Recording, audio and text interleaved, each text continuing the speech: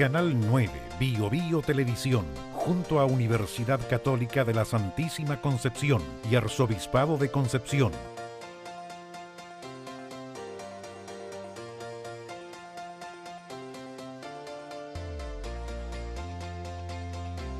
Presentan Diálogo.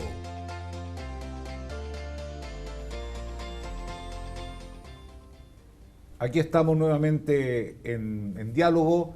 Escríbanos, @pdiálogo, para poder interactuar con ustedes y mejorar nuestro programa. La verdad que estos han sido días bien críticos, bien tristes. En primer lugar, el terrible asesinato de Joaquín Salvadores, pero también hemos tenido otras tragedias. Un terremoto en el norte que dejó fallecidos, dejó destrucción. También nosotros hemos sentido los temblores y la pregunta es si estamos preparados o no y de qué manera nos preparamos mejor para algo que la verdad que no depende mucho de nosotros. Y para eso tenemos dos muy buenos invitados en el primer bloque y también en el segundo bloque. Y yo quisiera presentarle a Gonzalo Arroyo. Él es abogado, pero ahora se dedica a otra cosa, se dedica a las emergencias. Fue director de ONEMI y está estudiando en este minuto una especialidad en emergencia en Estados Unidos. Y también nos acompaña Claudio Oyarzo, que es profesor de la Universidad Católica de la Santísima Concepción, es doctor en Ingeniería Civil y especialista en diseño antisísmico. Y por lo tanto, este programa va a ser muy interesante porque va a ser eminentemente práctico. Y la primera pregunta que quisiera hacerle a Gonzalo, ¿qué tendríamos que tener en nuestra casa cada uno de nosotros en este minuto, pensando que vivimos en un país donde hay temblores, posibilidad de tsunami, etcétera? Algo bien práctico. Algo bien práctico, sí. Y lo esencial es la planificación. Tenemos que partir planificando, tenemos que, como familia, como sociedad, entender que vivimos en el país más sísmico del mundo y, para la fortuna de los que vivimos en la región del Biobío, vivimos en la región más vulnerable del país, es decir, la que está sujeta a todo tipo de eventuales situaciones de emergencia, tenemos volcanes, incendios forestales, terremotos, tsunamis, acá puede pasar de todo. ¿Hay conciencia de eso en la población en general? La verdad no mucha, se ha avanzado bastante en el tiempo. Yo creo que después del 27 de febrero del 2010 la gente como que entendió un poquito más el tema y es algo que está aún vivo en la mente de las personas. ¿Pero qué significa planificar en la práctica? Lo que significa planificar básicamente dice prepararnos para enfrentar esta emergencia. ¿Ya? Porque no sacamos nada recomendando tener kits y un montón de cosas cuando primero tenemos que entender el fenómeno. O sea, ¿qué es lo que va a pasar? Se nos va a cortar la electricidad, van a caer los sistemas de comunicación, puede que quedemos aislados. O sea, históricamente hemos tenido la fortuna en Chile de que los sismos nos han afectado en la noche, donde las familias están reunidas, donde no hay actividad comercial. Pero pongámonos en un caso práctico con los niños en los colegios, cuando se van a cortar los puentes. Entonces tenemos que planificarnos como familia, conversar el tema, es algo que se debe conversar. ¿Qué es lo que vamos a hacer? ¿Qué es lo que vamos a enfrentar? De la forma en que nos vamos a encarar el accionar de la naturaleza. Y en base a eso... ¿Y cómo lo has planificado tú en tu familia, por ejemplo? Bueno, primero que nada, tener claro cuáles son los puntos de reunión, o sea, dónde nos vamos a encontrar en el evento que estemos aislados. O sea, primero que nada, eso es importante, porque hay que saber dónde ir a buscar a las personas. Segundo, si hay personas que son, por ejemplo, dependientes de medicamentos, asegurar siempre una dosis a lo menos de un mes, ¿cierto? Porque, por ejemplo, yo siempre el caso de la persona que es súper común, la gente que tiene afección a la tiroides y que tienen que tomar Eutirox a diario, que es un remedio sumamente barato y es muy común en la población. Y un montón de gente para el terremoto tocaba que no tenía ni siquiera Eutirox para mantener funcionando, ¿cierto?, su organismo. El otro tema, por ejemplo, la documentación a mano. Mucha gente tiene la documentación, entendamos, las escrituras de sus propiedades, cédulas de identidad, tirados por cualquier parte, los golpea la ola, ¿cierto? Vámonos al borde costero, se pierde toda esa información y se genera toda una problemática. Y bueno, y se generó también acá en Dichato, ¿cierto?, del Copano, toda una problemática de reconstitución de títulos. Es decir, tenemos que tener, vamos sumando, ¿cierto?, sí, medicamentos básicos, vamos sumando los documentos esenciales de la familia. Alimentos. ¿Vale la pena, no vale la pena? ¿Para cuánto tiempo? El estándar internacional es que el Estado tiene que responder dentro de las 72 horas con la entrega de la primera ayuda a la población. Afortunadamente en Chile estamos respondiendo con la entrega de ayuda incluso en tiempos aún menores, pero siempre es recomendable planificar alimentos no perecibles, ¿cierto?, para unas 36 horas a lo menos. 36 horas a lo menos. A lo menos. Una pregunta, profesor Oyarzo. Cuando una persona se va a comprar una casa, un departamento en Chile, ¿pregunta por el tema sísmico hoy día o todavía es un tema secundario y están más preocupados de la decoración, del vecindario, etcétera? Rara vez hay una inquietud de parte de las familias por averiguar sobre la capacidad sísmica de los edificios. En el último tiempo sí ha habido un poquito más de interés en las personas de poder definir si es que, o conocer si es que su edificio ha sido diseñado de acuerdo a la normativa sísmica. Bueno, en general en Chile tenemos una muy buena ingeniería, por lo tanto los edificios de departamentos por lo general cumplen con todas las normas, son mandatorias, son obligatorias, por lo tanto, pero esa norma la última norma fue cuestionada después del terremoto del 2010, ¿no? La norma recibió modificaciones, no fue cuestionada, sino que más bien recibió modificaciones. ¿Y cuáles son las más importantes? Las más importantes van, bueno, tenemos una nueva clasificación de suelos para Chile, nos dimos cuenta que la clasificación de suelos que teníamos era, no era tan completa y dependía de parámetros que podían variar o podrían que no eran muy certeros, así que ahora establecimos una metodología para clasificar el suelo basada en un ensayo estándar, que es la velocidad de onda en el suelo, que se ocupa internacionalmente. Ese es un gran aporte que lo aprendimos acá en Chile y que ha sido transmitido también a otros países. Y también había una modificación en el diseño sísmico de estructuras de hormigón armado. Antiguamente era común encontrarse con edificios con muros de hormigón armado bastante delgados, de 15 centímetros incluso, donde difícilmente entraban los fierros dentro. Mínimo 20 por 20. Hoy día estamos haciendo muros mínimo de 25 centímetros e incluso la norma está obligando para muros con formas más complicadas, como muros T o muros C, tener elementos de borde que pueden tener 30 centímetros y muy confinados. Llama mucho la atención que tanto en Santiago como en Concepción los ladrillos que tenían estructura de hormigón armado con ladrillo de 3, 4 pisos, la verdad es que no les pasó nada, y otros que parecían más sofisticados terminaron con problemas. ¿Hay un seguimiento de la construcción bien acucioso? ¿Están los hitos funcionando? ¿O falta trabajar en eso todavía? Sí, hemos hecho mucha investigación en la academia al respecto para lograr explicar qué es lo que ha sucedido. Bueno, en los últimos 20 años, o desde el terremoto del 85, los edificios chilenos respondieron de muy buenas maneras. El edificio chileno se hizo famoso porque sufría muy poco daño, pero los edificios del año 85 eran edificios que llegaban máximo a los 10 pisos. El año 2010 tenemos edificios que superan con facilidad los 18 pisos y se siguió construyendo de la misma manera. Pero el comportamiento estructural de ese tipo de edificios es muy distinto a los edificios más bajos que teníamos hasta el año 85. Hemos hecho también mucha investigación respecto al comportamiento de la albañilería confinada, que realmente se estaba comportando bien. En algunos países la miran con un poco de sospecha, pero en Chile, al construirla de una buena forma, ha respondido de buena manera. Seguimos trabajando en esa línea para entender mejor cómo funciona esta estructura. ¿Y la madera? La madera, en mi opinión, es un muy buen material, un material bastante dúctil. Como son generalmente uniones clavadas, esas uniones permiten grandes deformaciones y esas grandes deformaciones disipan energía y funcionan como una especie de aislador sísmico o disipador sísmico en la estructura. Ahora, esa deformación conlleva daño y eso es lo que no le gusta a las personas. Pero nosotros los ingenieros, nuestra primera misión no es salvar la estructura, sino que salvar las vidas. Una pregunta, Gonzalo. Imagínate que, ni Dios lo quiera, pero puede pasar ahí un terremoto. Una familia, ¿dónde tiene que recurrir en primer lugar? Tiene que recurrir a la Junta de Vecinos, la Alcaldía, la Autoridad Provincial, la Intendencia, porque yo veo que se arma una situación bien compleja, bien extraña. Después todo el tema del comercio, se produce una estampida de ir a comprar, etcétera. ¿Cuál es tu consejo en la práctica? Porque yo sé, porque conversamos antes, a ti te gusta estar en terreno, en las situaciones concretas, etcétera. Es bien complicado el tema porque es un tema, por un lado, cultural.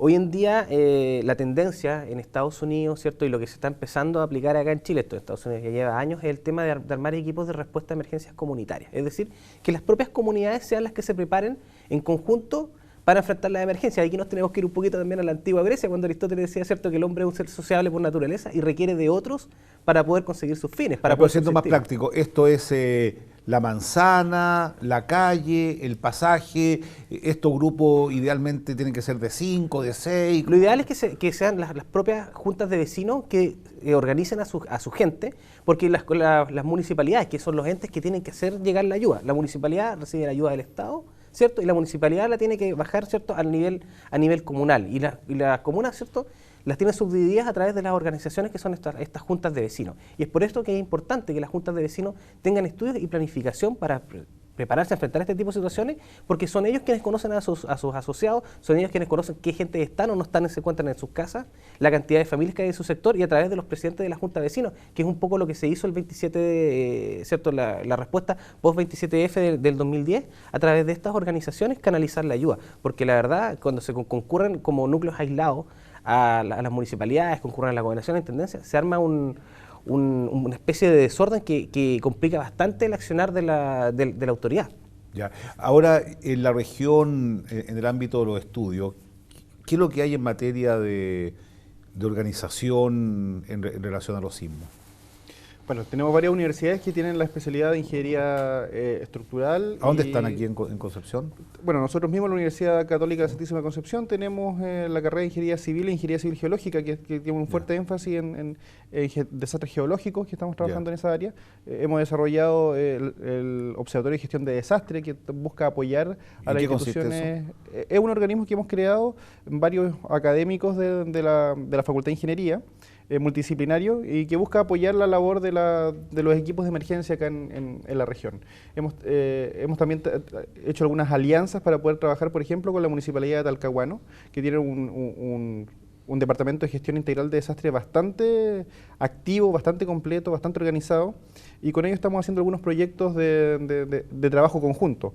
Un ejemplo de eso, por ejemplo, es que en la universidad hemos incorporado en los planes de estudio algunos cursos de gestión de desastre y cultura de la prevención.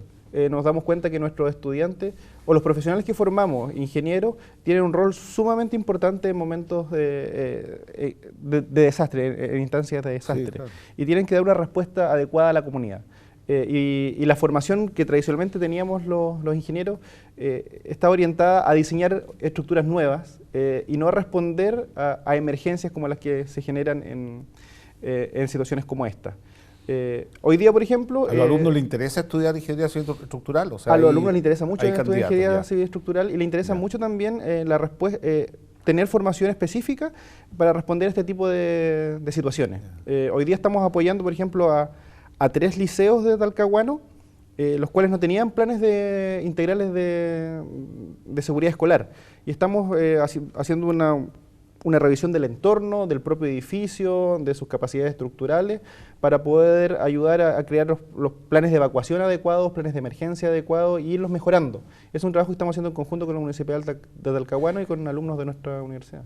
¿Tú piensas, con la experiencia que tiene la UNEMI, estar en terreno, si un terremoto como el que aconteció el 27 de febrero acontece en un horario hábil, piensas que habría sido mucho más complejo?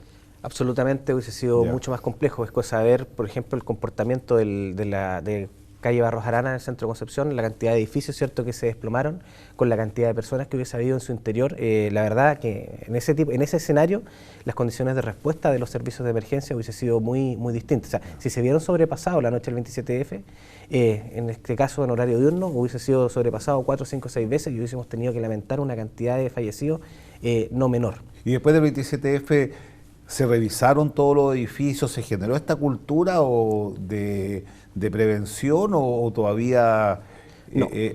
algo? Se generaron bastantes cambios. O sea, de hecho, por ejemplo, operaron acá en la zona agrupaciones como Ingenieros Estructurales por Chile, no recuerdo cuál fue el nombre del minuto, pero concurrió una gran cantidad de personal, se procedieron a catastrar todos los edificios, y en realidad más que todos los edificios, todas las estructuras complejas del Gran Concepción, se revisó todo y se hizo un catastro, algunos cayeron en condición de demolición, otros debieron ser reparados. Entonces existe esa cultura y yo creo que la gente igual tiende un poco a olvidar. En su minuto esto está la gente con esta cosa ahí, ¿cierto? En la retina, muy preocupados de las condiciones estructurales de los edificios, cambiando de irse a vivir de edificios, se fueron a vivir a las casas, después ahora están volviendo, ¿cierto? a los edificios, pero del punto de vista yo creo que es importante recalcar y que la gente entienda que el país de nosotros es de condición muy especial, somos un país sísmico. Una pregunta así práctica, está la idea, digamos, el mito, de cuando hay un terremoto hay que ponerse en el dintel de la puerta. ¿Eso es efectivo, no es efectivo? Algunos dicen que hay que salir arrancando, otros dicen que hay que quedarse adentro de la casa. ¿Qué harían ustedes, por ejemplo? Porque más que más son especialistas, pero también les llega el terremoto y algo les pasará. ¿Qué recomendarían ustedes? Hacer algo muy práctico. Bueno, salir fuera, arrancar, ¿en qué condiciones?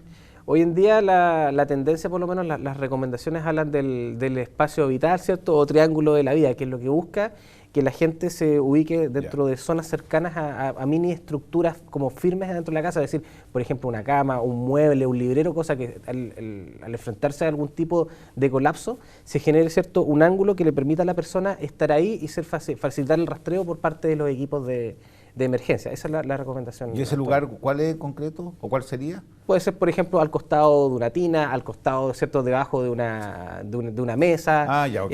Se tiene que generar un ángulo. Son pequeños refugios que generan un ángulo donde si algo se cae no le llega va a quedar un espacio directamente. Y estructuralmente. Pero lo más importante es lo que decías tú, un poco también estar preparados.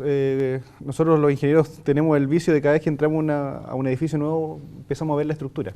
Ese es un vicio que deberíamos compartir. No se me di cuenta, empezaste a mirar, pero es un vicio que deberíamos tener con todos. Yo vi que estábamos bien aquí, parece. Que tenemos que debería tener todos los habitantes de Chile, digamos, entrar y poder evaluar cuál es el lugar seguro, cuál es la vía de escape, cuál es dónde está habitando en ese momento. En tu casa tú deberías saber cuál es tu zona de reunión, tu zona segura dentro del mismo hogar y compartirlo con el resto de tu familia, conversarlo con tus hijos, conversarlo con tu señora, y si estás en tu oficina también identificar cuáles son esos lugares seguros donde te vas a refugiar. ¿Y por qué no hacen no organizamos un diplomado en prevención? Yo pienso que sería interesante. ¿Existen cursos así? Porque acá yo veo que hay una élite, digamos, que entiende mucho de estructura, después hay algunas personas que saben de prevención, pero la gran mayoría, estas cosas más técnicas, no las sabe. ¿Existen cursos de capacitación en ese sentido, no? Un diplomado, por ejemplo, para personas que quieren asegurarse lo mejor posible frente a estos hechos que van a venir. ¿Existe algo así o no? Sí, existen hoy en día, pero es que aquí es donde surgen los cuestionamientos que a mí me nacen inmediatamente. El tema de la respuesta y la administración de emergencia tiene que ver mucho con la experiencia de campo. Es decir, por ejemplo, a mí los Estados Unidos nos reclutaron. Saben que usted tiene experiencia, usted le tocó enfrentar esto, con poco más que sabían la hoja de vida de uno, véngase para acá. ¿Te invitaron Me invitaron a participar porque conocían la experiencia, ¿cierto? Anduvo una comisión en la zona, ¿cierto? Ahí como de bajo perfil. ¿Y cuántos alumnos son en este curso? Este minuto somos 37 personas. ¿De todas partes del mundo? De todas partes del mundo. Entonces, ellos les interesa mucho la experiencia de campo porque en base a esta experiencia de campo ellos aprenden de los errores. Hoy en día existen programas de formación en Chile, pero resulta que hay gente que va, hace un curso y se vuelven expertos en emergencia, pero no tienen experiencia. Aquí todo es experiencia. ¿Cómo resolver las situaciones críticas? ¿Qué fue lo que se hizo? ¿Qué fue lo que no se hizo? Cuando uno ve hay una foto, por ejemplo, no sé, mítica de una situación puntual del terremoto y uno puede poder decir, esta foto pasó por esto, ¿te fijas? Y eso hoy en día no está. Entonces, a mí me preocupa mucho el nivel de los relatores. No la parte técnica, de estructural, todo eso hay, pero la parte de administración para la emergencia es complicado y se requiere un programa bueno. Pero claro, una mirada positiva de la vida y las cosas. ¿Cuáles crees tú que fueron los 2 o 3 buenos aciertos del 27F? Habrán habido cosas positivas, supongo, porque siempre las cosas pueden ser peor. Pero ¿cuáles serían en el fondo 2 o 3 aciertos que tú viste como importantes? A ver, la verdad un gran acierto fue la solidaridad. La solidaridad nacional es algo que no se ve en todos los países del mundo, la capacidad de ayuda, de compañerismo, la garra de sobreponerse al dolor y levantarse y salir a luchar. Eso es algo que hay que... Que levantó el ánimo. Que levantó el ánimo, o sea, cuando se empezaron a embanderar las calles, ¿cierto? Por ejemplo, la misma zona del Alto Río se colocaron banderas chilenas, la verdad fue un aliciente muy importante para la gente que estábamos trabajando ahí, o sea, nos sentimos cuando se pierde todo, porque la verdad se perdió la civilización en esos minutos. El abrazo está, el abrazo está. Estaba el abrazo, estaba la identidad nacional al ver una bandera y eso motivó mucho. Y también todo el tema del sistema de distribución de ayuda que se generó. Yo le puedo contar como anécdota que vinieron de FedEx. Vinieron de FedEx, ¿cierto? Como expertos en logística, también anduvo DHL, y vinieron a ver todo el sistema de ayuda, cómo se está realizando Nos va quedando, lamentablemente, poco tiempo. Y nos encontraron que estaba bueno. Y todas esas lecciones son las que se han sacado y se aplican hoy en día y permiten estar entregando la ayuda de manera rápida y estar bajo el estándar internacional. Bueno, yo sé que en ingeniería estructural hay un camino recorrido impresionante en Chile, pero ¿tú puedes decir que después de un terremoto hay un recomenzar, un repensar o no, en general? Nosotros aprendemos de cada terremoto. Cada terremoto para nosotros es una escuela. De hecho, algunos alumnos están en Coquimbo, creo. En este momento, por ejemplo, tenemos un profesor que es experto en tsunamis y un grupo de 4 alumnos que están justamente ahora en Coquimbo evaluando los efectos del tsunami principalmente. Pero cada terremoto para nosotros es una oportunidad de aprender y de ver qué podemos mejorar. Y esa ha sido nuestra escuela en los últimos años. Bueno, aquí tenemos dos personas muy abiertas a aprender, así que escríbanos con sus consejos, su sugerencia, @pdiálogo, y vamos a estar muy al tanto porque tenemos todos que ayudarnos para que estos terremotos que vienen, los tsunamis, los vivamos de la mejor forma posible y en comunidad. Creo que ese es el punto más importante. Muy agradecido, y ahora vamos a seguir con Gonzalo y con la señora Gabriela Gutiérrez. Ella es asistente social, trabaja en la Vicaría de la Pastoral Social y tiene mucha experiencia porque vivió en carne propia el 27F y ahora estamos en una campaña para ayudar a nuestros hermanos del norte. Muchas gracias.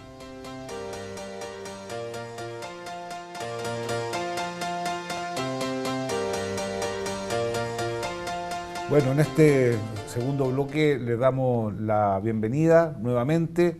No se olviden de escribirnos @pdiálogo para saber en primer lugar cómo ven este programa y cuáles serían los temas que a ustedes les interesa escuchar con este nivel de seriedad y profundidad que pretendemos darle.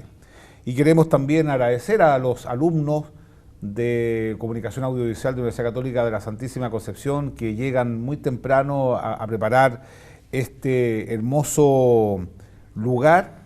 Y quisiera también saludar al intérprete de señas, Carla Aguayo, que nos acompaña.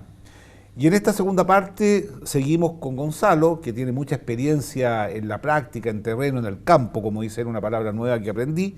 Y está también la señora Gabriela Gutiérrez, ella es asistente social y trabaja en la Vicaría Pastoral Social. Y la primera pregunta es la siguiente.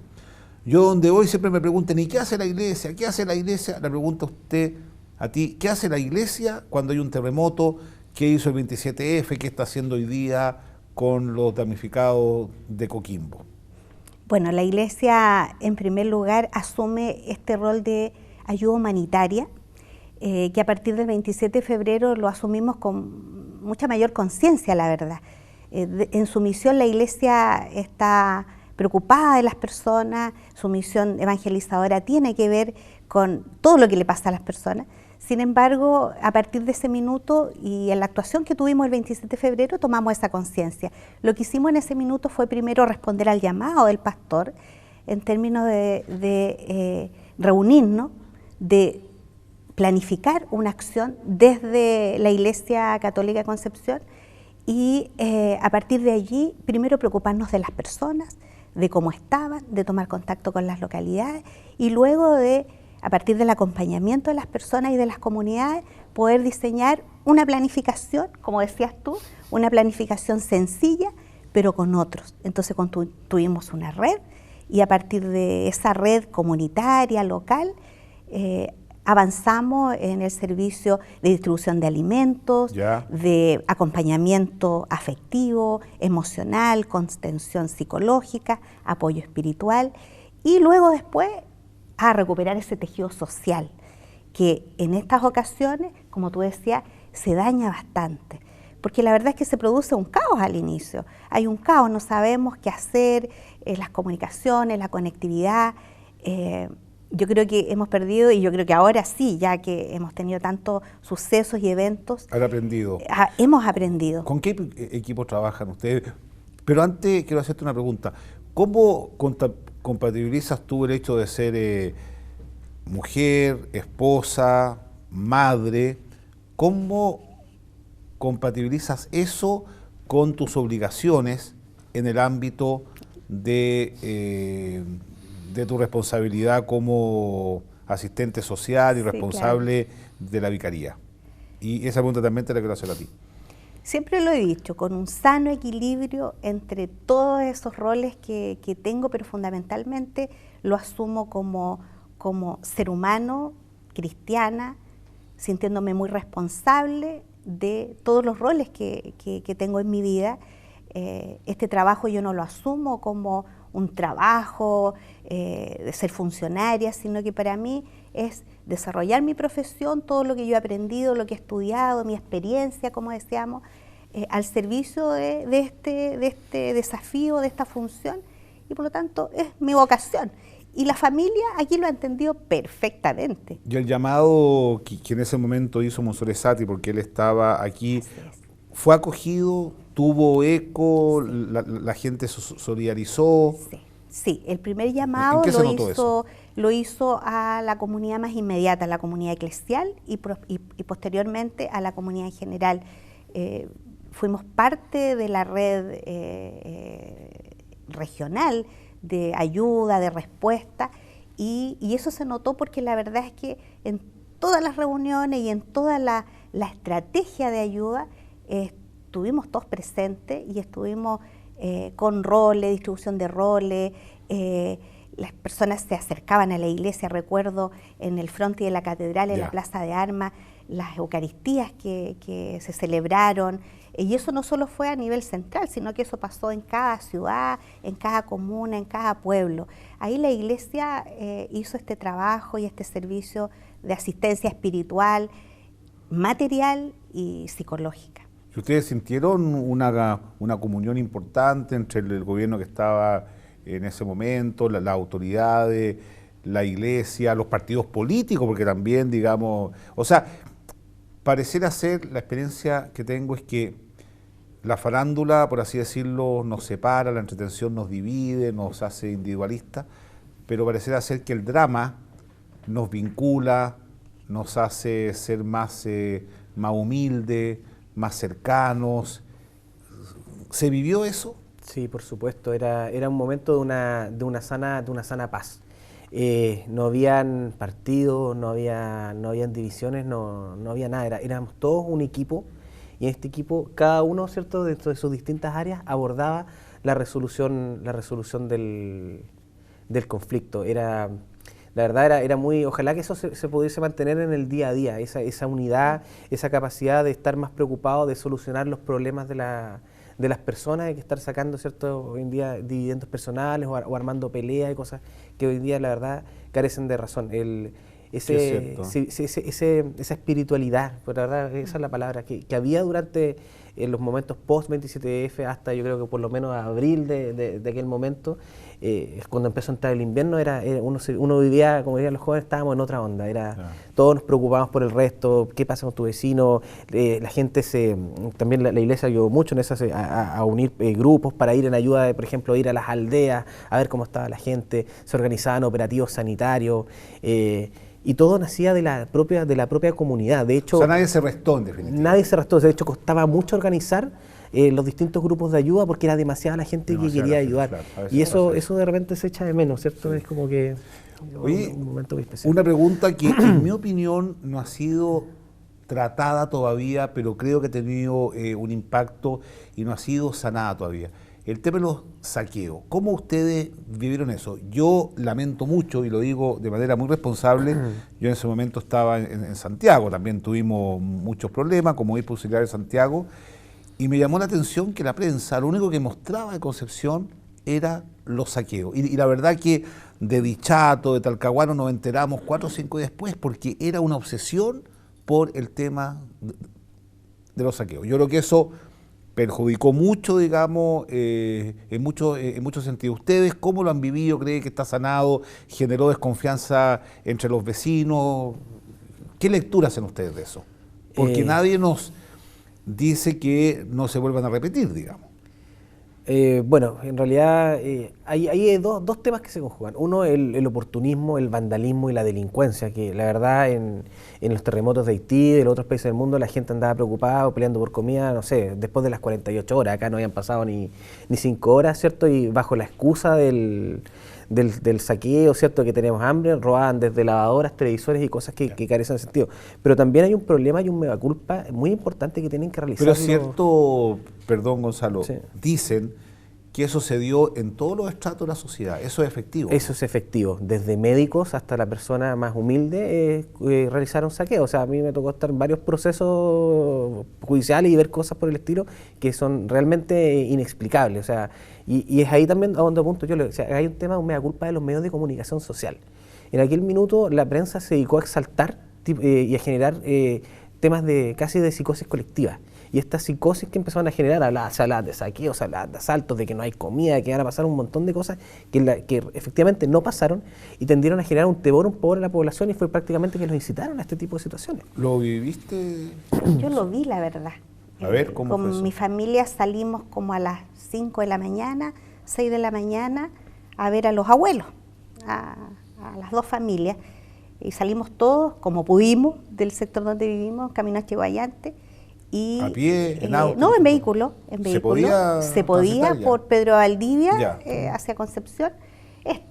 Parecía una guerra, es decir, realmente parecía un bombardeo, porque humo por todos lados, la gente corría. Y nos encontramos en un servicentro en Carrera.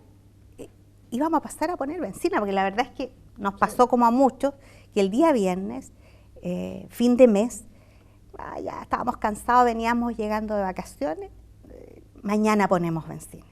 Mañana, perfecto. Llegamos con el estanque más o menos nomás, mañana ponemos benzina. Y la verdad es que nos dimos cuenta que teníamos poca benzina, poquísima, y fuimos a poner benzina y ahí nos dimos cuenta que primero vimos esto de que uno se enfrenta, ¿no es cierto?, a este movimiento, mucha gente, y claro, la gente estaba saqueando, y luego en el líder de Prat exactamente lo mismo.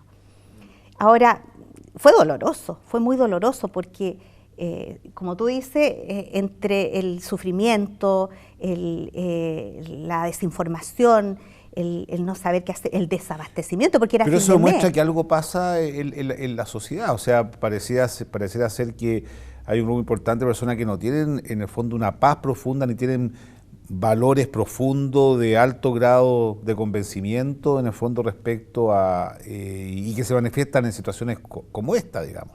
Bueno, claro, yo pienso que la naturaleza de las cosas que se llevaron, que eran justamente electrodomésticos, claramente expresa ahí algo profundo del ser humano.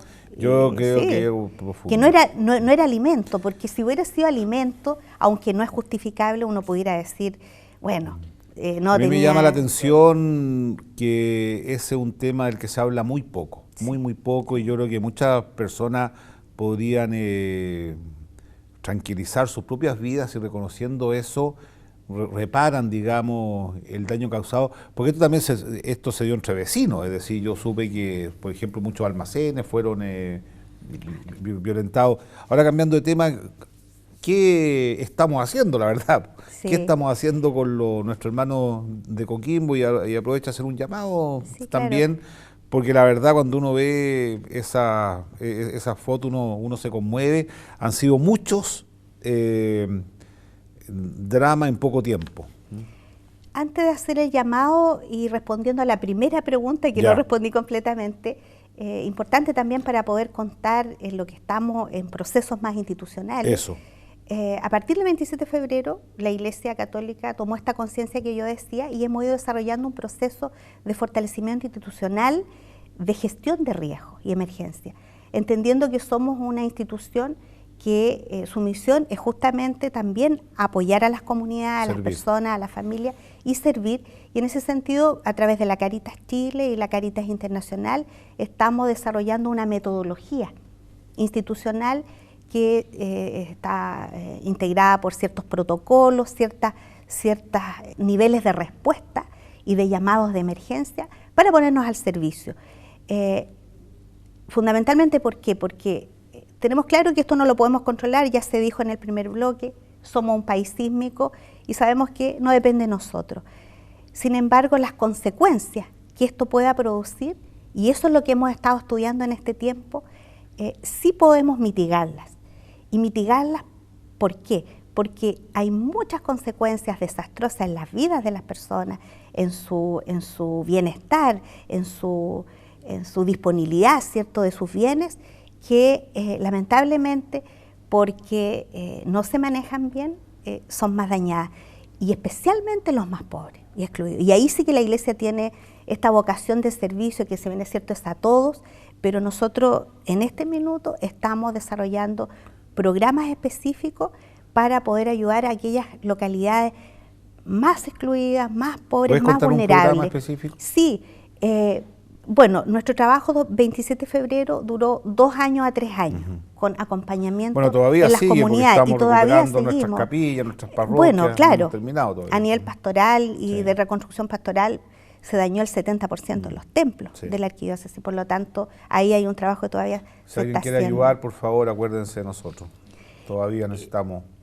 Exacto. Y luego trabajamos incansablemente y desde ese 27 de febrero no hemos parado. Claro que en esta etapa, que nosotros decimos es una etapa preventiva, estamos en tiempo de paz, entre comillas, etapa preventiva, lo que hacemos es poder desarrollar habilidades en las comunidades. Tú lo decías, el municipio de Talcahuano partió haciendo esto también, y nosotros como Cáritas, como Pastoral Social, tenemos un proyecto hoy día que partió hace muy poco, va a durar 2 años en la comuna de Tomé, en 4 localidades.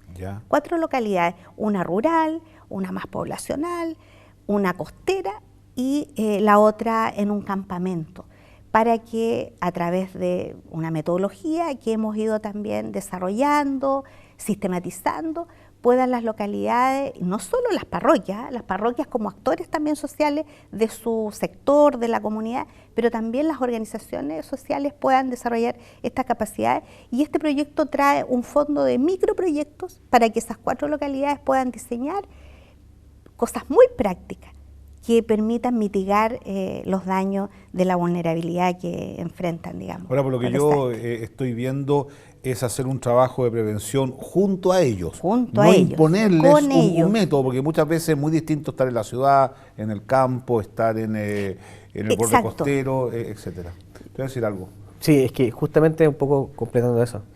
No tiene por qué venir el Estado a decirle a la persona qué es lo que tiene que hacer cuando ocurre una emergencia. Claro. La gente conoce su barrio, la gente conoce a sus vecinos, la gente conoce sus caminos, conoce sus vías de evacuación mejor que nadie. Entonces son ellos los que tienen que entender este fenómeno. O sea, hay que entregarles las herramientas, como lo están realizando ustedes, para que se puedan organizar y así salvar sus vidas y salvar la mayor cantidad de personas y bienes producto de este tipo de situaciones. O sea, es clave el entendimiento a nivel local, ¿cierto? Desde cada uno de los miembros de una familia hasta, ¿cierto?, estos grupos ya más armados, para poder salir al paso. Y la Junta de Vecinos importante. Bueno, en el primer bloque le hice una pregunta a Gonzalo respecto de qué tenemos que tener siempre pensando que en algún minuto puede venir un terremoto, una desgracia, y él me dijo, medicamento, un lugar seguro, el triángulo de la salvación, podríamos llamarle, y lo otro era... lo que hablábamos, el tema de los documentos de las personas y de las viviendas. Los documentos. Y dice que alimento por 32 horas más o menos, porque es el tiempo en que ya se empieza a generar una ayuda. Tú, desde tu experiencia como mujer, madre, además, ¿qué otra cosa piensas que sería importante que tuviéramos todos? En lo práctico, lógico, una mochila, un bolso con elementos básicos de sobrevivencia. Linterna, fósforo, una radio, pilas, puede haber radio pero no están las pilas, claro. Importante. Pero además la familia tiene que conversar el tema e identificar esos puntos vulnerables que pudiera tener una persona postrada. ¿Cómo? ¿Quién la va a sacar? No es menor. Niños pequeños, identificar a aquellos que son más vulnerables en la familia y quiénes van a cumplir qué rol. Eso es muy importante. Bueno, yo encuentro que es una muy buena invitación a las personas que nos están escuchando que se propongan un día, luego, juntarse para hablar de este tema. ¿Qué vamos a hacer? Ya sea esto en la noche, en el día, en la tarde, si hay un problema. ¿Dónde nos vamos a juntar? Porque lo más probable los celulares colapsan, cuesta comunicarse. ¿Dónde nos vamos a juntar? ¿Cuáles van a ser nuestros puntos de referencia? ¿Dónde está la mochila? ¿Dónde tenemos las cosas mínimas? ¿Dónde está el triángulo de la vida? Yo le puse mucho color, el triángulo de la salvación, pero podría ser de la salvación.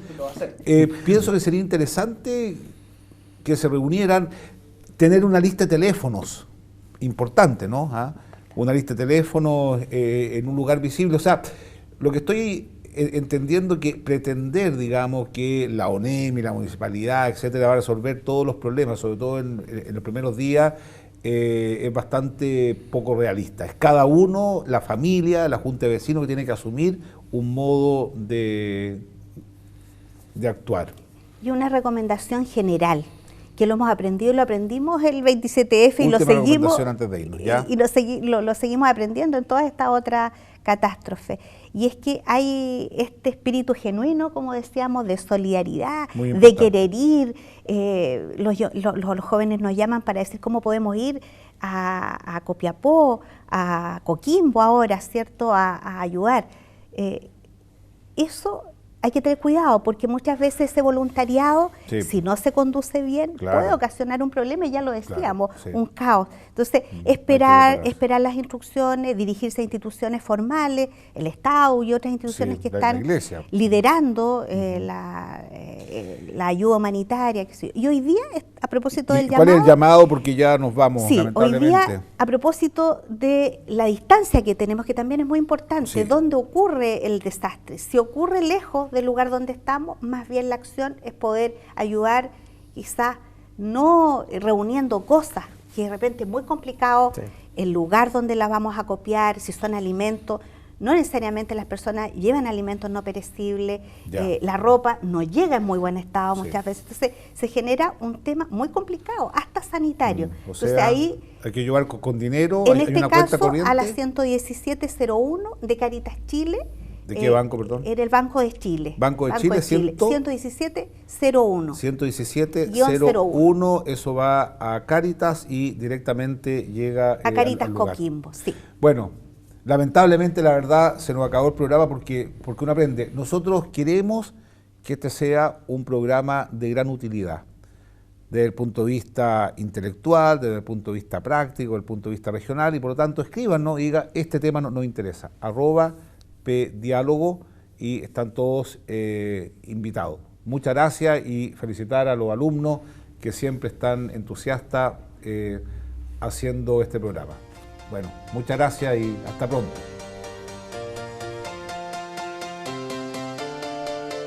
Canal 9, Bio Bio Televisión, junto a Universidad Católica de la Santísima Concepción y Arzobispado de Concepción,